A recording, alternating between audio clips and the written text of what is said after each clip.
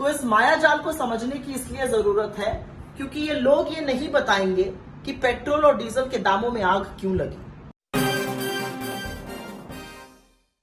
नमस्कार, इन खबर में आपका स्वागत है। डीजल, पेट्रोल, सीएनजी, पीएनजी सहित तमाम जरूरी चीज़ों की कीमतें आसमान छूने और थोक महंगाई दर में वृद्धि के बाद मोदी सरकार ने डीजल पेट्रोल पे एक बार फिर एक्साइज ड्यूटी घटाई है। ये जो कमी की गई है वो क्रमशः 8 रुपये और 6 रुपये की गई है, जो कि जा कर के बैठेगी 9.5 रुपये और 7 रुपये के आसपास। लेकिन कांग्रेस इस कटौती से खुश नहीं है। उसका कहना है कि 22 मार्च से डीजल पेट्रोल की कीमतें बढ़ने का जो सिलसिला शुरू हुआ था, 2 महीने में वो पेट्रोल 10 रुपये के पार बढ़ा है और लगभग डीजल भी इतना ही बढ़ा है, जबकि कटौती कम की गई है। तो सरकार किसको बता रही है और क्या बताना चाहती है कि जो लिया उससे कम घटाया, क्या सरकार मानेगी? अब न्यूज़ चैनल्स पे जब इस बात के पर बहस होने लगी और सरकार की तरफ से दावे किए जाने लगे कि लोगों को रिलीफ दिया गया है, तो कांग्रेस को बहुत खराब लगा। कांग्रेस ने कहा कि ये जो है, इस खेल को समझना होगा। इसके लिए सुप्रिया श्रीनेत कांग्रेस की प्रवक्ता हैं, तेजतार प्रवक्ता हैं, उन्होंने बाकायदा ट्यूशन क्लास लगाया और देखिए कैसे समझा रही हैं कि सरकार कहाँ कहाँ खेल कर रही है। नमस्कार।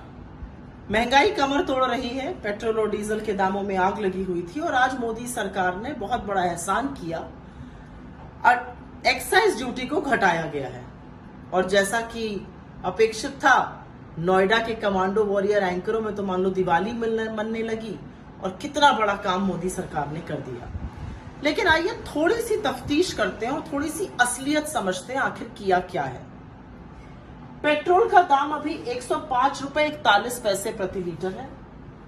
पिछले 2 महीनों में ये 10 रुपया प्रति लीटर बढ़ा था और अब ये 9 रुपए 50 पैसे प्रति लीटर घटाया जाएगा एक्साइज ड्यूटी के कट से। डीजल का दाम 96 रुपए 67 पैसे प्रति लीटर था, ये भी 10 रुपए बढ़ा था पिछले 2 महीनों में चुनावों के बाद, और ये 7 रुपए से कम होगा। तो आप देख सकते हैं कि दोनों दाम 2 महीने के पहले वाला जो लेवल था उससे ऊपर ही रहेंगे, उसके नीचे नहीं जाएंगे। 2 महीनों में 10-10 रुपए की बढ़त हुई थी पेट्रोल और डीजल पर। तो पहली बात यह कहनी जरूरी है कि जस का तस मामला 2 महीने पहले का हुआ है। अब आइए बात करते हैं कि 2014 में जब यूपीए की सरकार थी तो पेट्रोल पर एक्साइज ड्यूटी लगती थी 9 रुपए 48 पैसा और डीजल पर लगती थी 3 रुपए 56 पैसा। ये एक्साइज बढ़ाकर मोदी सरकार 27 रुपए 90 पैसे प्रति लीटर पर ले गई पेट्रोल के लिए और 21 रुपए 80 पैसे पर लीटर ले गई डीजल के लिए।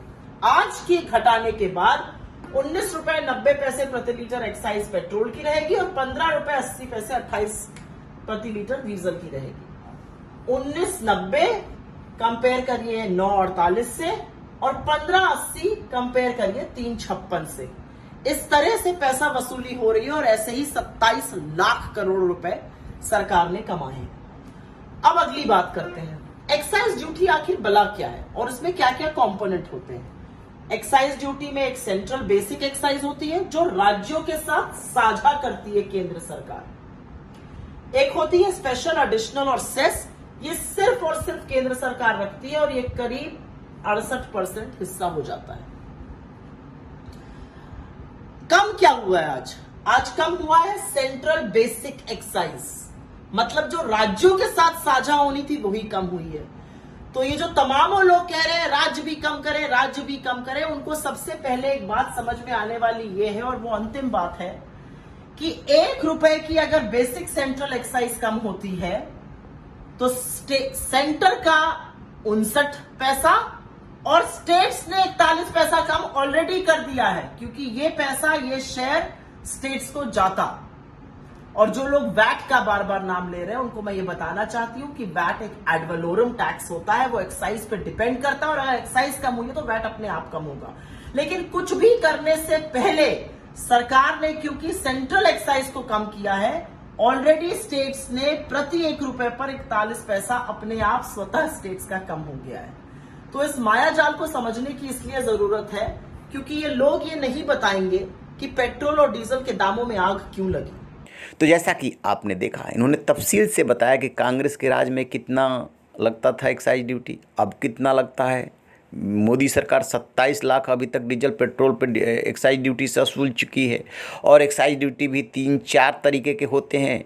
एक्साइज ड्यूटी वो होता है जिसमें कि 59% जो है सेंटर को जाता है, 41% स्टेट्स को जाता है। एक स्पेशल होता है, एडिशनल होता है और शेष होता है, जो कि सिर्फ और सिर्फ केंद्र सरकार को मिलता है। उसमें केंद्र सरकार ने कटौती नहीं की है। कटौती कहाँ की है? जो कि राज्यों को भी जाता है। फिर राज्यों से कहा जा रहा है कि वैट घटाइए। राज्यों को तो 41% का पहले ही नुकसान हो चुका, क्योंकि उनके हिस्से का भी वो अब कटौती कर दी गई है। तो उन्होंने ये समझाने की कोशिश की है कि कांग्रेस यानी यूपीए के रिजीम में कितना कम टैक्स था और मोदी सरकार के रिजीम में कितना ज़्यादा टैक्स हो गया, और उसमें से ये कटौती की गई है। वो भी वो कटौती की गई है कि पिछले 2 महीने में बढ़े ज़्यादा हैं और कटौती कम हुई है। यानी कि तेल का जो खेल है वो समझाने के लिए कांग्रेस ने लगाया ट्यूशन क्लास। रहिए ना बेखबर, देखते रहिए इन खबर। Thank you.